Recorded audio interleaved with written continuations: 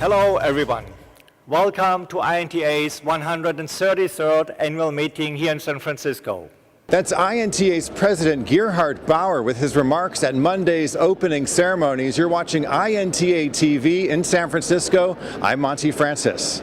Day 3 got off to a big start at the opening ceremonies. INTA President Gerhard Bauer gave attendees a progress report on some of the big issues affecting the world of IP, among them counterfeiting, the European Union trademark system study, and the proposed introduction of what could be an unlimited number of new GTLDs on the Internet.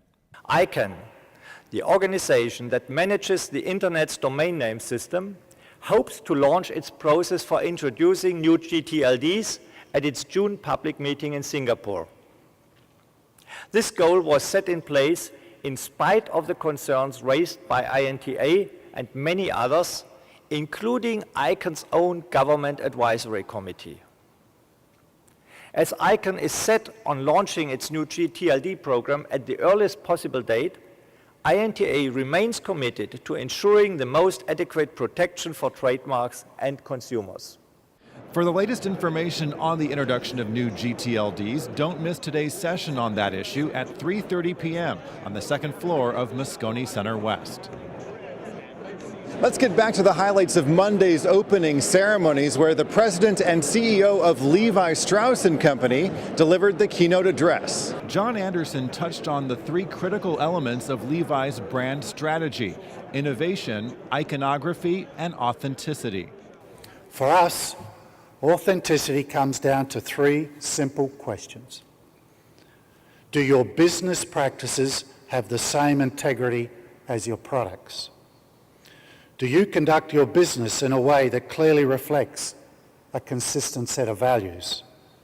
And do you pursue profit with principles?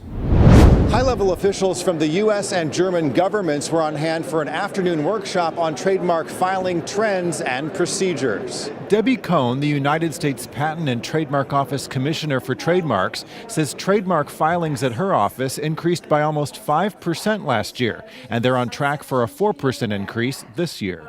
We are updating our systems, we're separating them from patents, and we're virtualizing them, and we're increasing our functionality for our internal and our external users. Barbara Preissner, head of the Department of Trademark Utility Models and Designs at the German Patent and Trademark Office, says her organization has made improvements to modernize and to speed up the filing process. Firstly, we introduced electronic filing in 2006.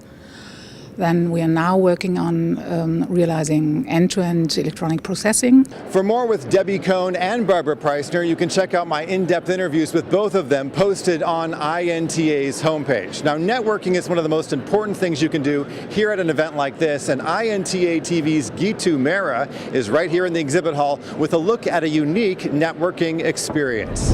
Monty, I'm here on the exhibition floor where organizers have set up a special section for something called speed networking. It's a familiar concept to most of us, kind of like speed dating, but instead of potential romantic partners, participants are meeting potential business partners. Folks who sign up are guaranteed to make at least 10 professional connections in 1 hour. You just heard the bell ring there. That means their 5 minutes are up. It's time to move on to the next person. Let's talk to one of the people here.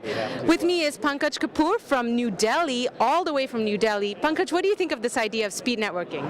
It's a pretty good idea because it's too cool, and you get to meet a lot of people without fixing any appointments or anything, and it's like good interaction. In 5 minutes you get to know each and everything about it.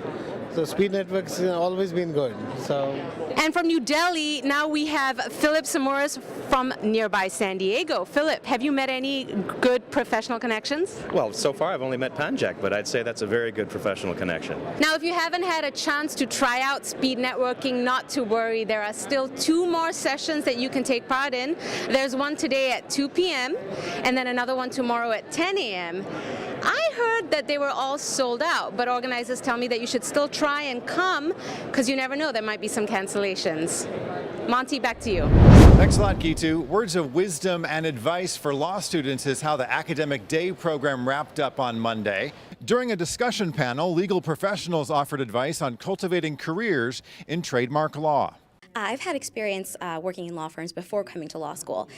So this kind of session really gave me a background on what it would be like to work in-house, which I think is really great because I haven't had that experience. Here, attendees also learned something about their colleagues' hidden talents. About 40 artists who are also part of INTA put those talents on display at this year's art exhibit.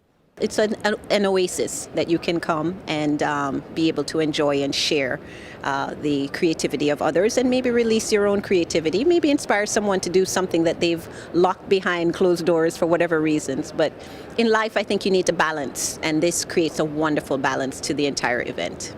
The art show is open until the end of the day tomorrow, but we'll leave you now with a look at some of the pieces here on display. For INTA-TV, I'm Monty Francis.